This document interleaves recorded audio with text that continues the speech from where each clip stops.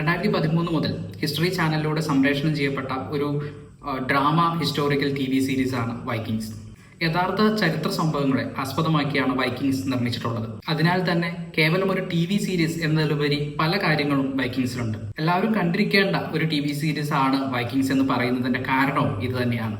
Scandinavian രാജ്യങ്ങളിൽ ജീവിച്ചിരുന്ന മനുഷ്യർ ഇംഗ്ലണ്ട് പോലെയുള്ള യൂറോപ്യൻ രാജ്യങ്ങളിലേക്ക് ഒരു കാലത്ത് വലിയ രീതിയിലുള്ള കുടിയേറ്റം നടത്തുന്നുണ്ട്. ഇത് പൊതുവെ വൈക്കിങ്സ് ഏജ് എന്നാണ് അറിയപ്പെടുന്നത്. ഏതാണ്ട് ഒരു AD 793 അതുപോലെ തന്നെ 1066 ഇടയിലുള്ള ഒരു സമയം. ഈ ഒരു കാലഘട്ടത്തെയാണ് പ്രധാനമായും ഈ സീരീസിലൂടെ കാണിച്ചു തരുന്നത്.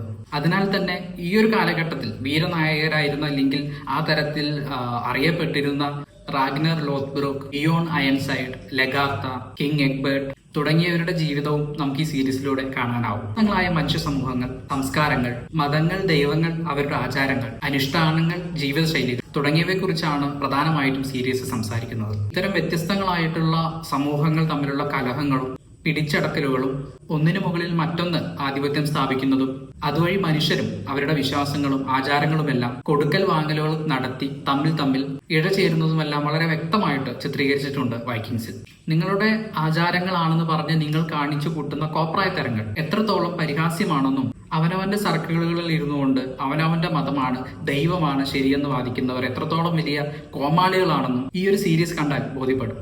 ബഹുദൈവ ആരാധനയുള്ള നോർസേ മതവും അതുപോലെ തന്നെ ഏകദൈവ ആരാധനയുള്ള ക്രിസ്തു മതവും, അങ്ങനെ ഈ രണ്ട് മതങ്ങളാണ് പ്രധാനമായിട്ടും ഈ സിനിമയിൽ കടന്നു വരുന്ന രണ്ട് മതങ്ങൾ. സ്കാൻഡിനേവിയൻ രാജ്യങ്ങളിൽ പണ്ട് നിലവിലുണ്ടായിരുന്ന മതമാണ് ഈ നോർസേ മതം.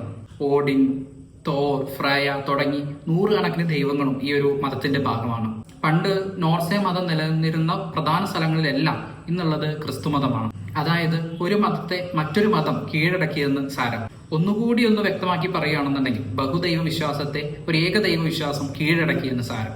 എങ്ങനെയാണ് ഇങ്ങനെ മതങ്ങളെ മറ്റു മതങ്ങൾ വന്ന് കീഴടക്കുന്നതെന്നും ഒരു കൂട്ടം വിശ്വാസങ്ങൾ മറ്റൊരു കൂട്ടം വിശ്വാസങ്ങളുമായി എങ്ങനെയാണ് കൂടിക്കലരുന്നതെന്നും ചോദിച്ചാൽ അതിനുള്ള ഉത്തരം ഈ ഒരു വൈക്കിംഗ് സീരീസിലുണ്ട്.